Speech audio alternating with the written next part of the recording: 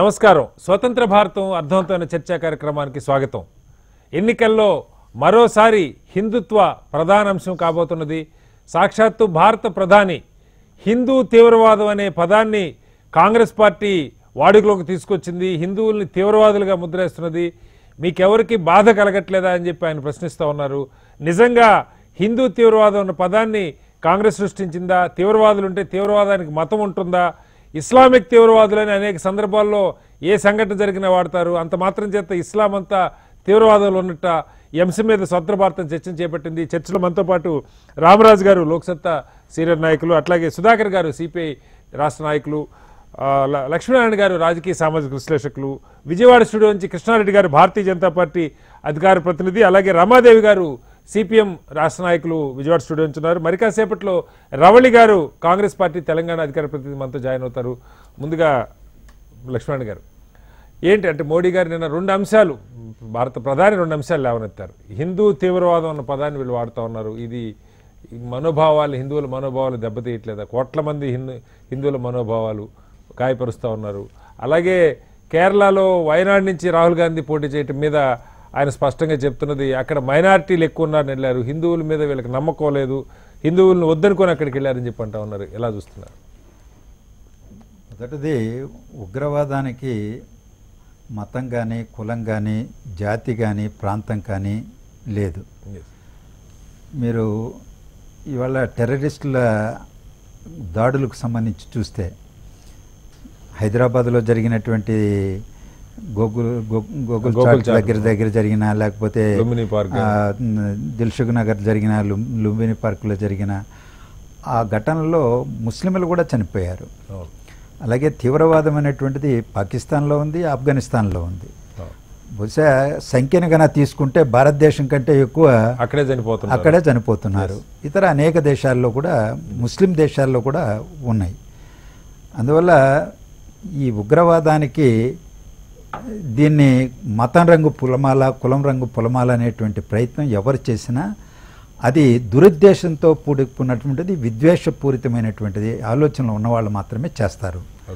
ఉగ్రవాదానికి వ్యతిరేకంగా ఉమ్మడి పోరాటం రాజకీయాలకు అతీతంగా, మతాలకు అతీతంగా, దేశాలకు అతీతంగా జరగాల్సినటువంటి తరుణంలో ఇవాళ ఒక మతాన్ని దృష్టిలో పెట్టుకొని ఎవరో అన్నారని ఆపాదించేటువంటి ప్రయత్నం దేశ ప్రధానిగా ఉండి మోడీ గారు చేయడం అనేటువంటిది ఏమాత్రం మంచిది కాదు. అది విద్వేషపూరితంగా రాజకీయ స్వలాభం అర్థించే ఆ వ్యాఖ్యలు చేసినట్టుగా భావించారు. ఆయన ఇంకొక మాట కూడా ఉన్నారు, 1000 ఏళ్లలో ఒక్క సంఘటన చూపించండి హిందువులు ఎవరన్నా తీవ్రవాదానికి లేదా హింసకు పాల్పడ్డట్టు అని చెప్పి కూడా అన్నారు.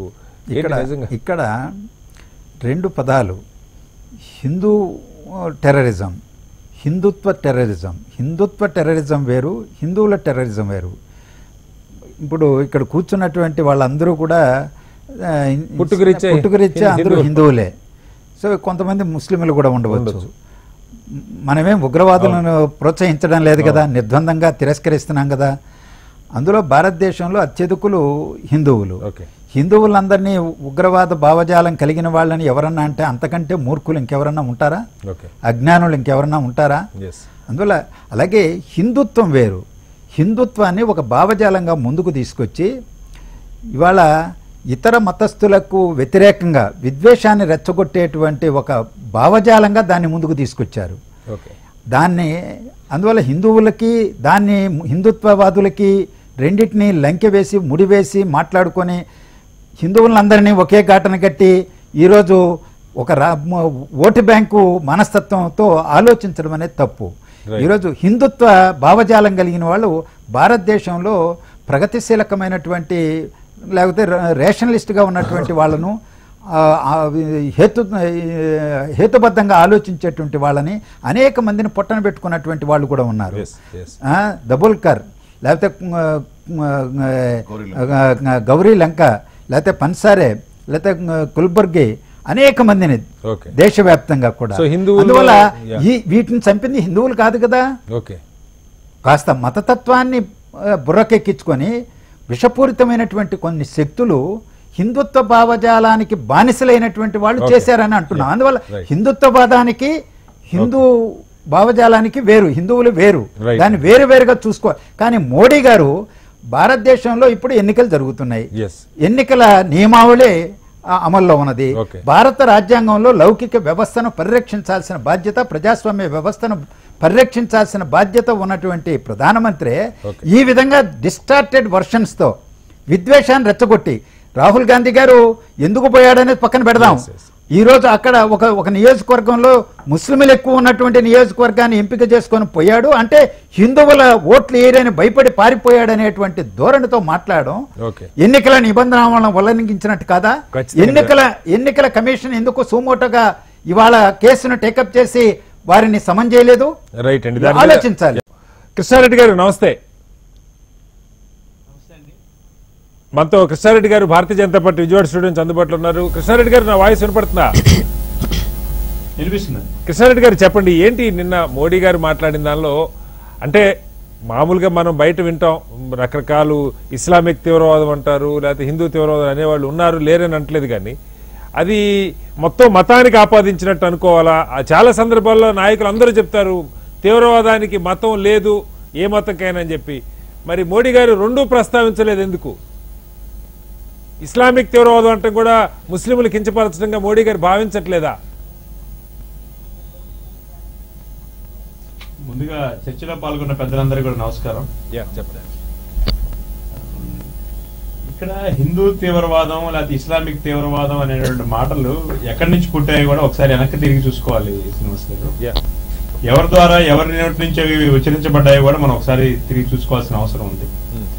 రీసెంట్ గా కూడా మనం చూసాం, కేరళలో కానివ్వండి, పశ్చిమ బెంగాల్లో కానివ్వండి జరిగినటువంటి సంఘటనలకు సంబంధించి ఈ మధ్య కూడా మన ఆంధ్రప్రదేశ్ సంబంధించినటువంటి ముఖ్యమంత్రి గారు కూడా ఎలక్షన్ ప్రచారానికి సంబంధించి కూడా ఎవరు నిర్ణయిస్తారు, తినేటట్టు ఆహార అలవాట్ల మీద కూడా ఎవరు నిర్ణయిస్తారా, లేకపోతే ఇలాంటి వ్యాఖ్యలు ఏంటంటే ఈ రోజు హిందూ తీవ్రవాదం అనే మాటని కేరళకు సంబంధించినటువంటి ఈ మధ్య జరిగినటువంటి గో హత్యకు సంబంధించి కానివ్వండి, లేకపోతే ఏదైతే శబరిమలకి సంబంధించిన కానివ్వండి, అక్కడ ప్రొటెక్ట్ చేస్తున్నటువంటి వాటి మీద ఇప్పుడు మాట్లాడేటువంటి పెద్దలు అందరూ కూడా ఆ రోజున హిందూ తీవ్రవాదం అధికం అవుతుంది అని చెప్పేసి మాట్లాడిన మాటను మనం చూసాం.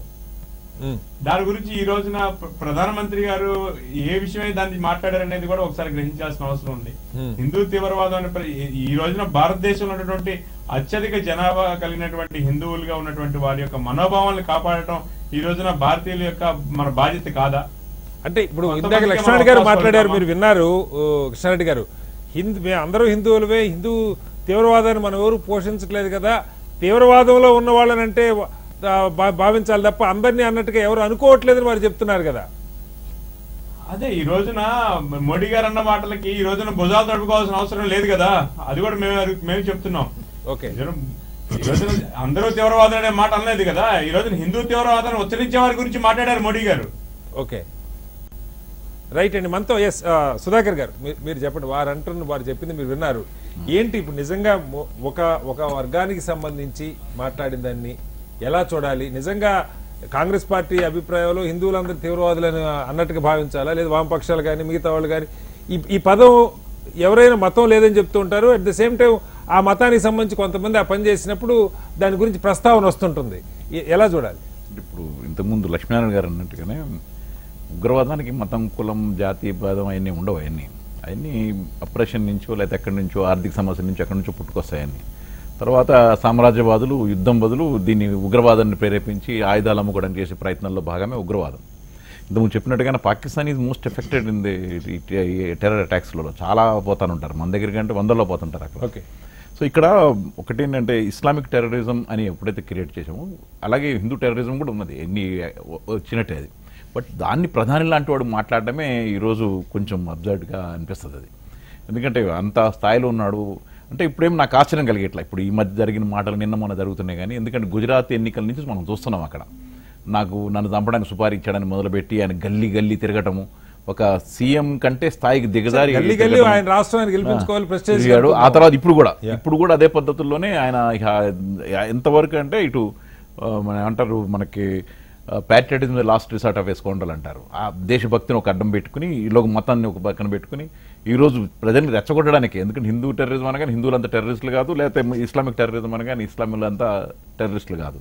ఇక్కడ ఏంటంటే ఏదన్నా కానీ ఏ అటాక్ అయినా కానీ ఇంతకుముందు లక్ష్మణ్ గారు చెప్పినట్టుగా దబోల్కర్ కానీ గౌరీ లంకేష్ కానీ ఇటువంటి వాళ్ళని కూడా ఈ మధ్యన చేసిందని అది ఏమంటారు, టెర్రరిజమే, అది దట్స్ ఆల్సో టెర్రరిజం. అలాగే గుజరాత్లో జరిగిన అల్లర్లు కూడా దాదాపు 2000 మందిని మసాకర్ చేశారు, అది ఏమంటారు, దాని టెర్రరిజం కదా అది. సో అలాగే ఇంకా డిఫరెంట్ టెర్రరిజం, ఇప్పుడు నక్సల్ ఎక్స్ట్రీమిస్టులు ఉన్నారు, అది కూడా టెర్రరిజమే అది. సో ఈ డిఫరెంట్ దాన్ని పట్టుకుని ఈరోజు దాన్ని ఒక ప్రధాని లాంటి వాడు మాట్లాడి ఓట్ల కోసం ఇంత దిగజారటమే ఈరోజు మంచి పద్ధతి కాదు. ఏమైనా ఈ మధ్య రాజకీయాలన్నీ కూడా మారిపోయినాయండి. ఇప్పుడు మేము రాజకీయ నాయకులను చెప్పుకోవడానికి కూడా సిగ్గుపడే పరిస్థితి ఏర్పడుతుంది. ఎందుకంటే అసలు ఉన్నవాడు ఇప్పుడు ఈ ఎన్నికల్లో ఉన్నవాడు గెలిచిన వాడు రేపు పొద్దున ఉంటాడో అంటే గత ఎన్నికల్లో భారతీయ జనతా పార్టీ పెద్దగా ఈ భాష అసలు హిందుత్వ గురించి కూడా పెద్దగా మాట్లాడలేదు, కేవలం అభివృద్ధి లేదు కాంగ్రెస్ దేశ రక్షణ మాట్లాడారు, దేశ రక్షణ మాట్లాడారు. ఇప్పుడు ఎందుకు ఈ పరిస్థితి వస్తా ఉంది అంటే ఒక ఎమోషన్ రెచ్చగొట్టే ప్రయత్నం జరుగుతున్నట్టుగా. ఎందుకంటే వాళ్ళకి మొన్న మూడు రాష్ట్రాల్లో ఓడిపోవడం ఒకటి, ఆంధ్ర రాష్ట్రం మన తెలంగాణలో ఒక సీటు కూడా రాకపోవడం, ఉన్న సీటు పోవటం, వెనక్కి పోతున్నాం అన్నది అయితే కొంచెం వాళ్ళకి డౌట్స్ ఉన్నాయి. దాని మీద ఇంకా ఎక్కువ ప్రయత్నం చేయడానికి, ఎందుకంటే 3 రాష్ట్రాల్లో పోవడం మామూలు మాట కాదు, చాలా దారుణంగా దెబ్బతిన్నారు అక్కడ. సో మిగతా చోట్ల కూడా అటువంటి ఉంది. తర్వాత ఈ మధ్యన మనకి మొన్న ఈ పాకిస్తాన్ ఈ సంఘటన కానీ వీటిల్లో కూడా వ్యతిరేకత వచ్చింది జనాలకి. ఏంటంటే ఇప్పుడు అర్థమైంది అక్కడ ఏం జరిగిందా జరగలేదా, అసలుకి ఇవన్నీ ఎందుకు చేస్తున్నారు. ఆఖరికి శాటిలైట్లో కూడా స్పేస్లో కూడా మేము చౌకీదారిని అని చెప్పుకోవడం అనేది చాలా మంది చూస్తున్నారు, ఇటువంటి గమనిస్తున్నారు. దాంతో కొంచెం వ్యతిరేకత వచ్చినట్టుగా ఉంది ఇంకొక పద్ధతిలో. ఎందుకంటే ఏదో పద్ధతుల్లో hook are crook, we have to win the election. Ramadevi గారు నమస్తే అండి. రమాదేవి గారు, మీరు విన్నారు, ఒకటి స్పష్టంగా మోడీ గారు అంటున్నది హిందూ తీవ్రవాదం అన్న పదం ఎవరన్నా వాడితే వాడింది తప్పు, తీవ్రవాదానికి మతం లేదన్నట్టు కాకుండా అది హిందువుల్ని కించపరచడానికే ఆ పదం వాడుతున్నారు, ప్రధానంగా కాంగ్రెస్ వాడుతున్నారు అన్నది వారి అభిప్రాయంగా చెప్పారు. ఏంటి నిజంగా ఒక మతం మొత్తాన్ని తీవ్రవాదంగా ఏ రాజకీయ పార్టీ అయినా చూస్తుందా? అలాగే నిజంగా 1000 ఏళ్ల చరిత్రలో ఏ హిందువుగా పుట్టినవాడు ఎవడు తీవ్రవాదంలో కానీ హింసలో కానీ పాల్గొనలేదా? ఈరోజు మోడీ గారు వాస్తవంగా ఓటమి అంచున ఉన్నారు. ఆయన గెలుపు కోసం రకరకాల అస్త్రాలని బయటకు తీస్తా ఉన్నారు. ఆ అస్త్రాల్లో తాజా అస్త్రం ఏమిటి అని చెప్పేసి అంటే హిందూ ఉగ్రవాదం అన్నారు అని ఆరోపించడమే కాకుండా ఆయనంతటా ఆయన సెల్ఫ్ గోల్ చేసుకున్నాడని చెప్పాలి. ఎవరైనా హిందువులు అసలు ఉగ్రవాదులుగా ఉన్నారా అని.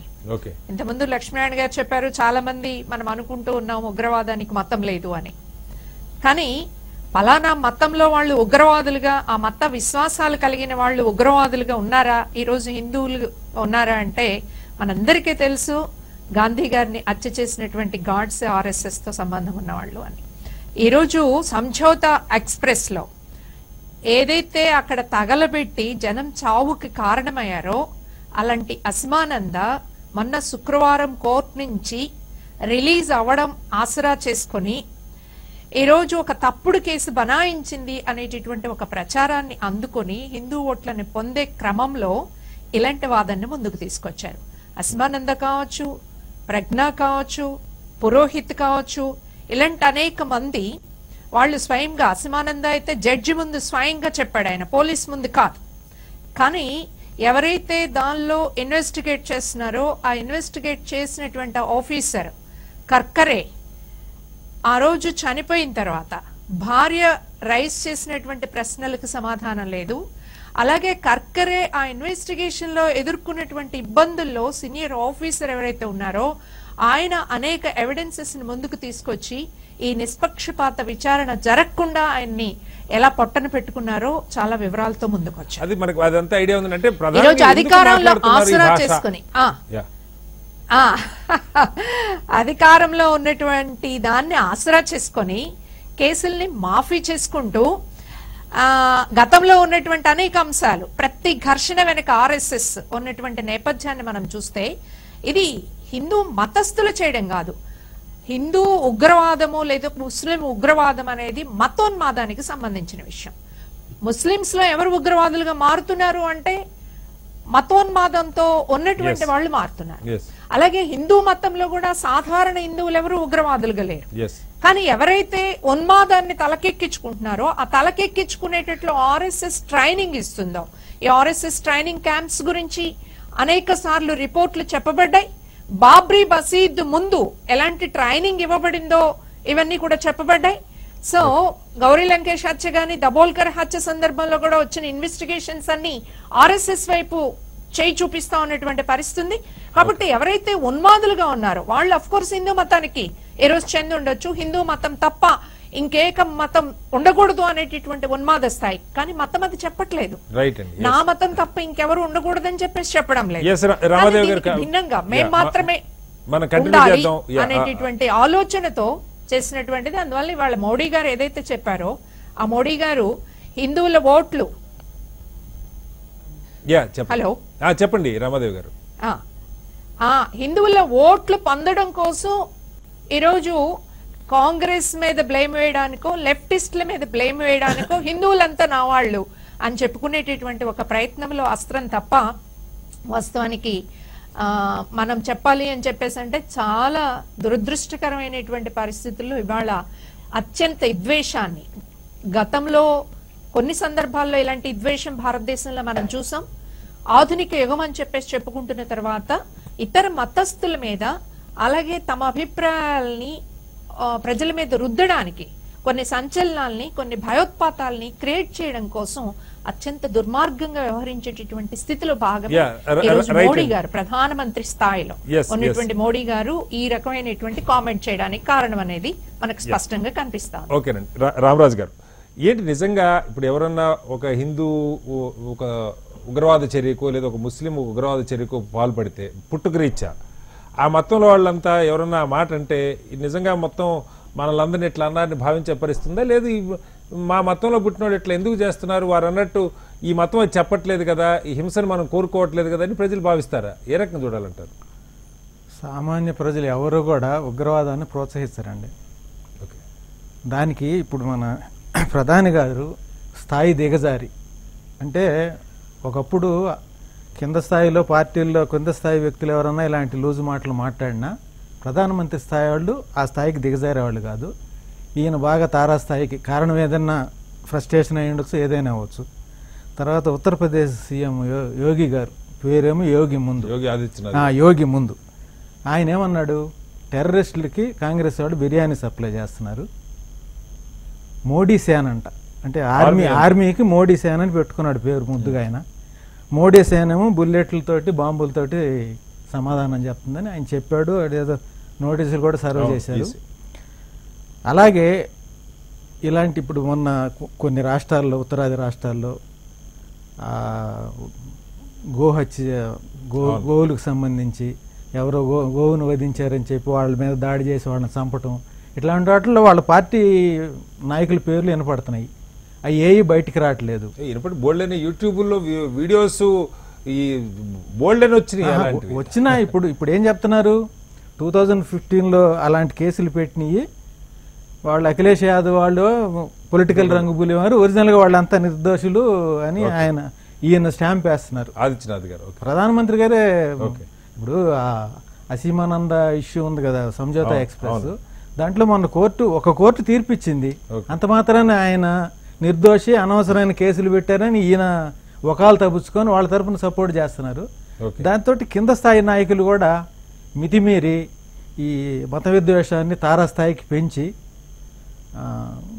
పోషిస్తున్నారు. అదే దాన్ని కాంగ్రెస్కి రుద్దొచ్చు, లేకపోతే కమ్యూనిస్టులకు రుద్దొచ్చు, ఎవరికైనా రుద్దొచ్చు. మతం అనేది అది ఇండివిజువల్ ఇష్యూ.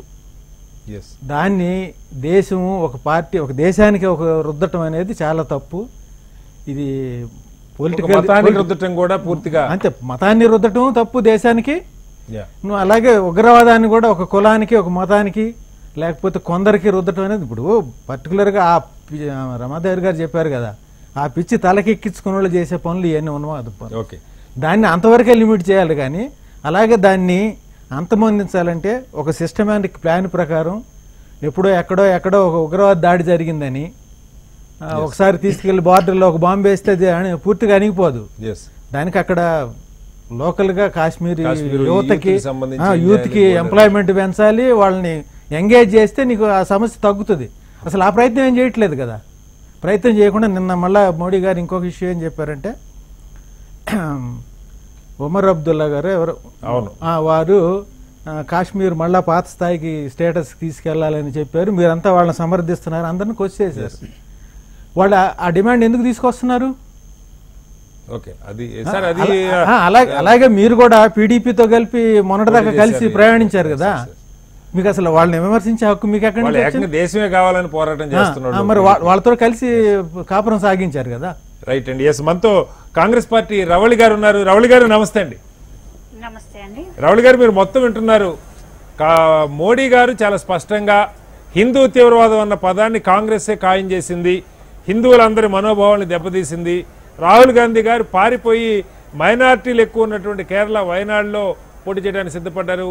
వాళ్ళకి హిందువుల మీద నమ్మకం లేదు, హిందూ విధానాల మీద నమ్మకం లేదు, హిందువుల మనోభావాలు దెబ్బతీస్తున్నారని చాలా స్పష్టంగా చెప్తున్నారు. ఏంటి, నిజంగానే రాహుల్ గాంధీ గారు ఆ కారణంగా ఇక్కడికి వెళ్ళారా, లేదు ఒక మతాన్ని మీరు దూరం చేసుకునే ఉద్దేశంలో ఉన్నారని కూడా వారు అంటూ ఉన్నారు? చెప్పండి సార్. ఫస్ట్ మొట్టమొదటిగా చెప్పుకోవాలి, భారతదేశం అనేది సెక్యులర్ దేశం. ఈ దేశంలో అన్ని మతాలు సమానం అనేది రాజ్యాంగంలో రాసింది. ఒక రాజ్యాంగాన్ని గౌరవించలేని ప్రధానమంత్రి ఒక 5 సంవత్సరాలు మన దేశాన్ని పరిపాలించడం అనేది మన భారతీయులు చేసుకున్న దురదృష్టంగా చెప్పొచ్చు. అన్ని మతాలను సమానంగా చూసినప్పుడే నువ్వు ప్రధానమంత్రి అవుతావు. అంతేగాని ఈ రోజు రాహుల్ గాంధీ గారు ప్రధానమంత్రి అభ్యర్థి అని మేము ప్రకటించాము. అట్లాంటి అభ్యర్థి దేశంలో ఏ మూలనైనా పోటీ చేసే అవకాశం ఆయనకు హక్కు ఉన్నది.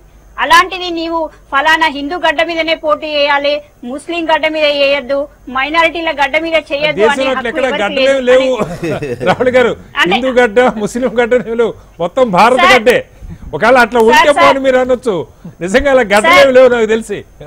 సార్, భారత గడ్డని మన భాషలో మొత్తం భారతదేశమే, కానీ మోదీ గారు విభజించి పాలిస్తున్నారనే విషయాన్ని మనం స్పష్టంగా అర్థం చేసుకోవచ్చు. అంటే ఉత్తరప్రదేశ్ లో పోటీ చేస్తేనే నువ్వు పవిత్రమైన హిందువు, నువ్వు దేశభక్తి గల పౌరునివి అన్నట్టుగా మోదీ గారు ప్రవర్తిస్తున్నారు. అంతేకాదు అది ముమ్మాటికి తప్పు అనే విషయాన్ని చెప్పడం కోసం ఈ రోజు అంటున్నా. మైనారిటీలు ఎక్కువగా ఉన్నారని రాహుల్ గాంధీ గారు పోటీ చేయడం కాదు, రాహుల్ గాంధీ గారు అన్ని మతాలను సర్వ సమానంగా చూడాలనే ఉద్దేశంతో ఉన్నారు.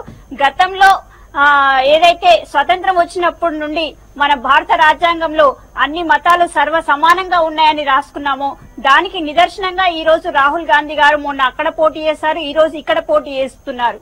అంతే తప్ప ఏదో ఒక మతానికి భయపడి పోవడం కాదు, మతానికి రాజకీయాలకు సాఫ్ట్ హిందుత్వాన్ని పెట్టుకున్నారు కదా రాహుల్ గారు.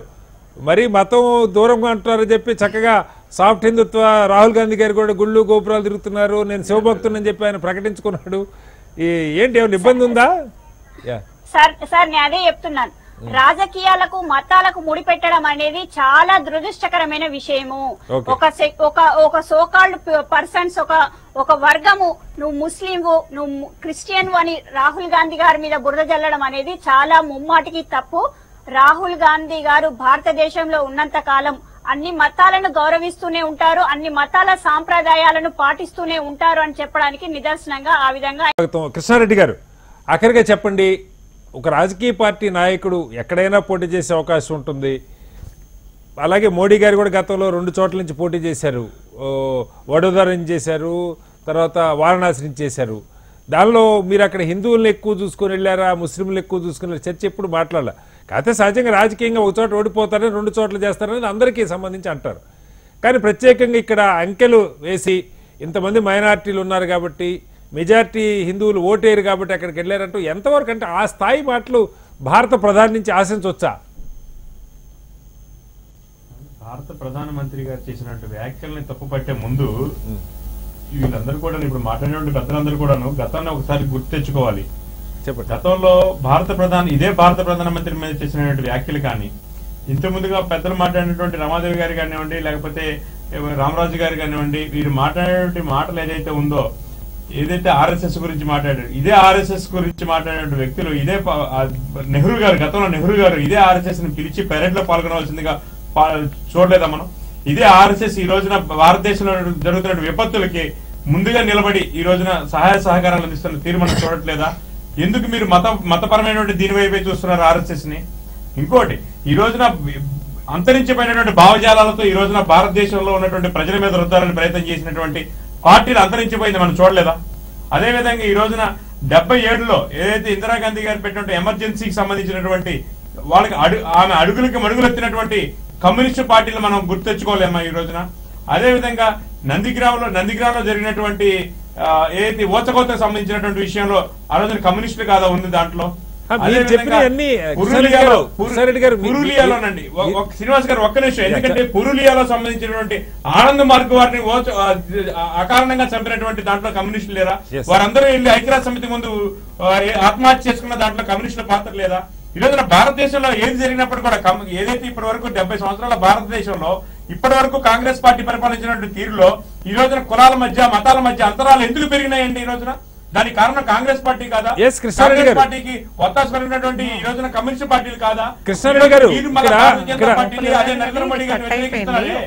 ఏదైనా ఎదురువాళ్ళు వ్యతిరేకించేటప్పుడు ఇప్పటి వరకు మీరు ఏదైతే ప్రజలు పరిపాలించారో ఆ ప్రజల మధ్య వైద్యం పెంచారో అది మీరు కాదా కారణం దానికి?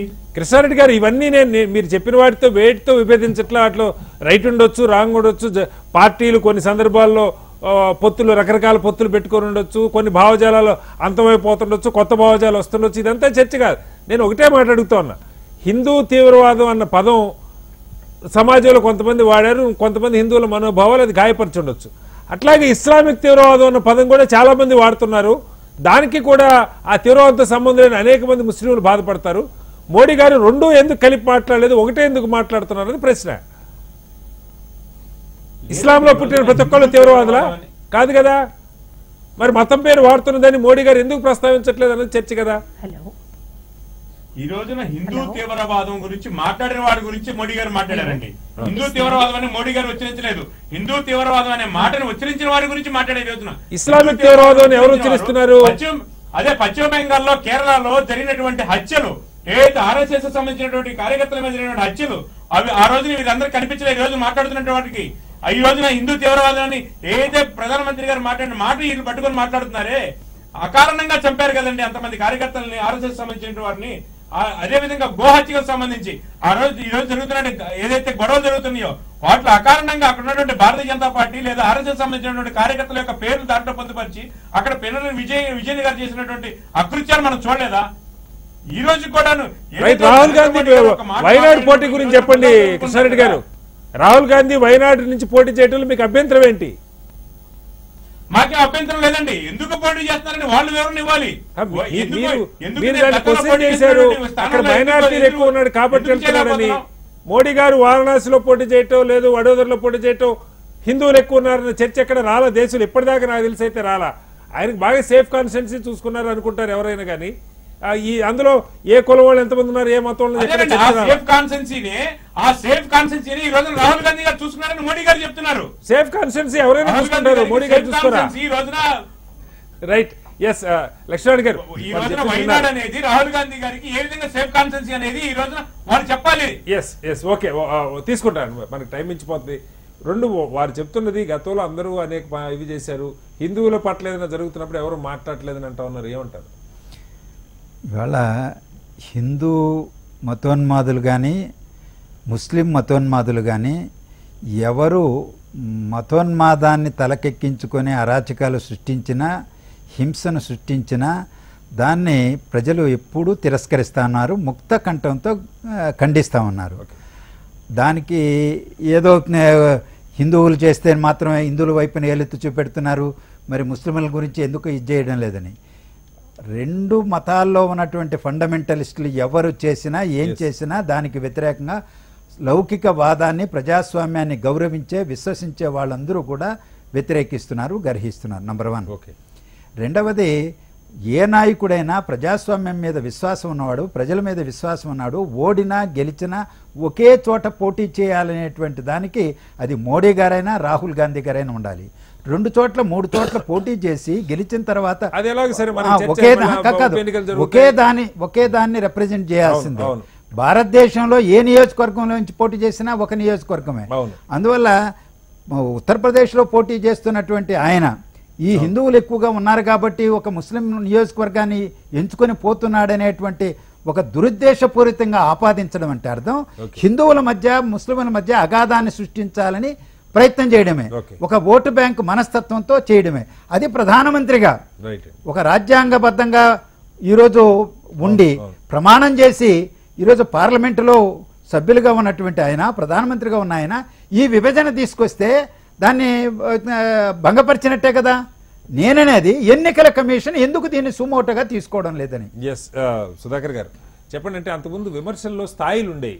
ఈ గల్లీ లీడరు ఒక స్థాయి విమర్శ, లేదు కొంత ఇంకొక స్థాయి వాళ్ళు పాలసీస్ మీద, అత్యున్నత స్థాయిలో చాలా హోందాగా, అంటే బోత్ సైడ్స్ అలాగే ఉందిలేండి. ఇప్పుడు రాహుల్ గాంధీ గారు కూడా చౌకీదారి చోర్ హై అని మాట్లాడుతున్నారు. నేను దానికేమి ఒక ప్రధానిని పట్టుకొని దొంగ దొంగ దొంగ అని పదే పదే మాట్లాడటం, ఆధారాలు ఉంటే పెట్టాలి, విచారణ జరగాలని కోరొచ్చు తప్ప రెండు వైపులు అలాగే ఉంది పరిస్థితి. ఇది విద్వేషం అంటే క్లియర్గా పాలసీస్ మీద చర్చ కాకుండా ఇలాంటివి తీసుకువచ్చే ప్రయత్నం చేయటం ఆఖరి వారంలో ఉన్న ఫస్ట్ ఫేజ్కి మనం ఎలక్షన్కి ఎలా చూడాలి? ఇప్పుడు చౌకీదార్ చోరుహే అన్నది ఆయన ఇండివిజువల్ గానే అటాక్ చేశాడు, డైరెక్ట్ గా ఆయన చేసిన రాఫెల్ కుంభకోణం మీదనే ప్రధానంగా. బట్ ఇక్కడ ఈయన చెప్పింది మరి లక్ష్మీనారాయణ గారు చెప్పినట్టు ఒకళ్ళు హిందువుల మధ్యన ముస్లిమ్స్ మధ్యన అగాధం సృష్టించడానికి చాలా ప్లాన్డ్ గా ఒక అస్త్రం తీశారు దీన్ని, దాన్ని అటాక్ చేయడం. ఎందుకంటే ఇంతకుముందు రమాదేవి గారు చెప్పినట్టుగానే దాదాపు డౌట్స్ ఉన్నారు వాళ్ళు గెలుస్తామా లేదా అని. దాంట్లో ఈ రకరకాల టాక్టిక్స్, ఎన్నికల టాక్టిక్స్ ఇవన్నీ దాంట్లో మళ్ళీ రెచ్చగొట్టి ఆ హిందుత్వం పేరు మీద ఓట్లు దండుకోవడానికి చేసేదే. వాళ్ళు మధ్యలో డిఫరెన్స్ తీసుకొచ్చి ఆ హిందువుల ఓట్లన్నీ చేసుకుని ఈరోజు రామజన్మభూమి చేస్తామంటాం కానీ ఇది కానీ, లేకపోతే అఖండ భారత్ తీసుకొస్తామంటాం కానీ, ఇవన్నీ ఒక దాన్ని రెచ్చగొట్టడమే. అసలు ఇంతవరకు కూడా నేను నా రాజకీయ జీవితంలో ఏదన్నా ఒక సమస్యను పరిష్కరిస్తామో, లేకపోతే రైతుల సమస్యలు పరిష్కరిస్తామో, ఉద్యోగాన్ని తీసుకొస్తామో, లేకపోతే ఇంకేదైనా డెవలప్మెంట్ చేస్తామో, దేశాన్ని ఇంకా అభివృద్ధికి తీసుకెళ్తామని చెప్పడం విన్నాం. కానీ ఈరోజు రామజన్మభూమి కడతాము, లేకపోతే దేశాన్ని రక్షించుకున్నాం, ఈ మతాల కులాలతోటి ఎప్పుడు ఓట్లు సంపాదించింది ఫస్ట్ టైం చూస్తున్నాం. ఇది మరీ దారుణంగా, అంటే చెప్పడం అప్పుడు జరిగినా ఈసారి మరింత దారుణంగా అసలు దిగజారి ఈరోజు ప్రధాని స్థాయి కూడా మరిచి ఆయన ఈ మధ్య కుట్రం అనేది మాత్రం చాలా పొరపాటు. ఇంతకుముందు మన లక్ష్మీనారాయణ అన్నట్టుగానే సుమోటోకి తీసుకోవాలి. నిజంగా వాళ్ళు ఏమన్నా నిజంగా నీతి నిజాయితీ కనుక నిలబెట్టి చేయగలుగుతామంటే కనుక కనీసం కేసన్న బుక్ చేయాలి వాటి మీద. రైట్. రమాదేవి గారు, కృష్ణారెడ్డి గారు స్పష్టంగా ఒక ఆరోపణ చేస్తా ఉన్నారు. హిందువుల మీద ఎవరన్నా దాడులు జరిగినప్పుడు బీజేపీ కమ్యూనిస్టులు స్పందించరు, అదే ముస్లింలు ఎవరి మీద జరిగినప్పుడు మాత్రం చాలా పెద్ద ఎత్తున వీళ్ళు మాట్లాడుతూ ఉంటారు, వాటినే పదే పదే కోట్ చేస్తూ ఉంటారు. ముస్లిం తీవ్రవాదుల గురించి మాట్లాడరు, లేదా ఆఫ్ఘనిస్తాన్లోనో పాకిస్తాన్లోనో దాడులు జరిగితే ఇది ముస్లిం తీవ్రవాదం మరి పేటరేగిపోతున్నది ఎప్పుడు మాట్లాడరు, ఎందుకు ఈ వివక్ష అని చెప్పి వారు అడుగుతున్నారు. ఏం చెప్తారు? శ్రీనివాస్ గారు, అబద్ధాలు చెప్పడంలో బీజేపీది అందవేసిన చెయ్యి. ఖైరానా ఉదంతం మనందరికీ గుర్తుంది. అనేక మంది అక్కడ దాడుల్లో చనిపోయారని ఒక లిస్ట్ ఇస్తే పత్రికలు వెళ్లి విచారించి ఇవన్నీ అబద్ధాలు అని చెప్పేసి ప్రకటించిన విషయం మనం దేశవ్యాప్తంగా చూసాం. అలాగే హిరేన్ పాండ్యా తన తోటి సహచర మంత్రి హిరేన్ పాండ్యా హత్య విషయం కానీ, షౌరుబుద్దీన్ ఖాన్ ఎన్కౌంటర్ విషయంలో కానీ, జస్టిస్ లోయా హత్యకు సంబంధించినటువంటి చరిత్రను మనం చూస్తే ఎంత దుర్మార్గమైనటువంటి పద్ధతుల్లో బీజేపీ వ్యవహరిస్తుంది, ఆర్ఎస్ఎస్ దానికి మద్దతుగా నిలబడుతుంది అనేది మీరు ఇవి కోట్ చేస్తున్నారు. నేను అభ్యంతరం పెట్టట్లా, కానీ అదర్ సైడ్ జరిగిన సంఘటనల మీద కూడా మాట్లాడాలి కదా. ఉదాహరణకి రాహుల్ గాంధీ గారు మొన్న మసూద్ అజర్ జీ అన్నారన్నది ఒక విమర్శ వచ్చింది. వామపక్షాలు అలా ఎలాంటివో ఒక తీవ్రవాదిని పట్టుకుని అనాలి కదా. చూడండి, ప్రతి సందర్భంలో కూడా హిందూ ఉగ్రవాదమైన ముస్లిం ఉగ్రవాదమైన దానికి వ్యతిరేకంగా నిలబడుతుంది, మాటల్లో కాదు చేతల్లో కూడా. ఈ రకమైనటువంటి ఉగ్రవాద తత్వాన్ని, మతతత్వాన్ని, మత దురహంకారాన్ని వ్యతిరేకిస్తున్నటువంటి స్టాండ్ పదే పదే కమ్యూనిస్టులు తీసుకున్నారు. అది చరిత్రలో రికార్డ్ అవుతూ వస్తుంది. సో వారు చేసే ఆరోపణ ఏంటంటే ఆడలేక మద్దలోడు అని చెప్పేసి చెప్తారు కదా. ఈ రోజు కమ్యూనిస్టుల్ని బ్లేమ్ చేయడం కోసం అబద్ధాలని ఎంతైనా ప్రచారం చేయొచ్చు అనేటటువంటి పద్ధతుల్లో వాళ్ళు ప్రచారం చేయడం తప్ప ఒక్కదానికైనా వాళ్ళ ఆధారం చూపించి, కేరళ గురించి ఎలా తెలా పోయిన తర్వాతనే ఈ రోజు కేరళలో పినరయి విజయన్ మీద విజయోత్సవ ర్యాలీ మీద దాడి చేసి చంపినటువంటి చరిత్ర ఆర్ఎస్ఎస్ ది. అందుకని దాన్ని వాళ్ళు చాప చుట్టి పక్కన పెట్టేసి పినరయి విజయన్ ఆర్ఎస్ఎస్ వాళ్ళ మీద దాడి చేశాడని కథలల్లి దాన్ని దేశవ్యాప్తంగా నమ్మించే ప్రయత్నం చేశారు. సో వాళ్ళ అబద్ధాల గురించి మనం ఎంత చెప్పుకున్నా తక్కువ అని చెప్పేసి చెప్పాలి. ఇక రెండో విషయం ఏమిటి అని చెప్పేసి అంటే, ఈరోజు భారతదేశం వెనుకబాటుతనంలో ఉంది. ఎంతో కొంతమంది సైంటిఫిక్ గా ఆలోచన, రేషనలిస్టిక్ థింకింగ్ తో వస్తున్నటువంటి ప్రజల సమూహం ఇంకా తక్కువే. ఆ వెనకబడినటువంటి భావజాలాన్ని మరింత పెంచి పోషించి దాని మీద తమ రాజకీయ పునాదుల్ని నిలబెట్టుకునేటటువంటి ప్రయత్నము ఆర్ఎస్ఎస్ మతాన్ని ఉపయోగించుకొని చాలా పెద్ద ఎత్తున ప్రయత్నం చేస్తుంటే కాంగ్రెస్ లాంటి శక్తులు ఏమిటి అని చెప్పేసి అంటే దాంతో కాంప్రమైజ్ అవుతా ఉంది అనేది మేము చెప్తా ఉన్నాం పదే పదే. వాళ్ళు ఎవరిని అప్పీజ్ చేస్తే షాబాను విషయంలో ముస్లింస్ ని అప్పీజ్ చేయడానికి కాంగ్రెస్ ప్రయత్నం చేసింది, రామ జన్మభూమి విషయంలో హిందువులను అప్పీజ్ చేయడానికి ప్రయత్నం చేసింది. బోత్ సైడ్స్ ఆరోపణలు రామాదేవి గారు మనం టైం మించిపోతుంది. రామరాజు గారు ఆఖరికి చెప్పండి, ఎన్నికల సమయం కొన్ని వారంలో క్యాంపెయిన్ ముగిసిపోతా ఉంది. ముఖ్యమంత్రి ప్రధానులు కానీ ముఖ్యమంత్రులు కానీ ఈ విద్వేషాలు రెచ్చగొట్టే అంశాలకు పోవటం సభ లేదు. వాళ్ళు ఏం చేశారు, లేదు ప్రతిపక్షాలు ఏం చేయలేకపోతున్నాయి, పాలసీస్ మీద చర్చ జరిగే అవకాశం ఏమైనా ఉందా? మంచి పాయింట్ చెప్పారండి. ఒరిజినల్గా ఆయన 5 సంవత్సరాలు ఏం చేశాడు, ఇంకేం చేయబోతున్నాడు అనే ఇష్యూ ఎక్కడా మాట్లాడట్లేదు. ఓకే, తర్వాత ప్రతిదీ రాజకీయం చేయటం అంటే ఎక్కడో యుద్ధం, ఉగ్రవాదులు, సైన్యం, అలాగే ఎవరు వ్యతిరేకంగా మాట్లాడితే వాళ్ళు ద్రోహులు, దేశ ద్రోహులు. అంటే వాళ్ళ పార్టీకి ఆయనకి వ్యతిరేకంగా ఏ మాట అంటే ఒక ఆరోపణ చేసినా ఆ ఆరోపణ నిజమా కాదా అది కాదని చెప్పుకోవచ్చు, కానీ వాళ్ళు దేశ ద్రోహులు. ఈ రకమైన ప్రచారము అందులో ప్రధానమంత్రి స్థాయి ఆయన చేయటం అనేది చాలా దారుణమైన విషయం. దేశం ఇంత దిగజారటం, ఈ ఎలక్షన్ పేరుతోటి ఈ స్థాయికి దిగజారటం మాత్రం దురదృష్టకరం. రైట్ అండి. మనకి మొత్తంగా ఎన్నికలు కీలక దశకు చేరిన సమయంలో ప్రచారం పీక్ స్టేజ్కి వెళ్తున్న టైంలో అగ్రనాయకులు విద్వేషాలు అది ఏ పార్టీ అయినా ఏ నాయకులైనా సరే మతాలు కులాల ప్రస్తావన కాకుండా అంశాలు విధానాలు పాలసీస్ మీద చర్చ జరిగితే దేశానికి రాష్ట్రాలకు మంచి జరుగుతుందని ప్రజల్లో కొంత ఆ మేరకు అవేర్నెస్ పెంచిన వాళ్ళు అవుతారని స్వతంత్ర భారత్ అభిప్రాయపడుతుంది. చర్చలో పాల్గొన్న రామరాజు గారికి, సుధాకర్ గారికి, లక్ష్మణ్ గారికి, విజయవాడ స్టూడియో నుంచి జాయిన్ అయినటువంటి రమాదేవి గారికి, కృష్ణారెడ్డి గారికి, రవళి గారికి, వరంగల్ స్టూడియో జాయిన్ రవళి గారికి ప్రత్యేకంగా ధన్యవాదాలు. ఇది వాళ్ళ స్వతంత్ర భారతం. రేపు మరో అంశంతో మళ్ళీ కలుద్దాం. అంతవరకు నమస్కారం, సెలవు.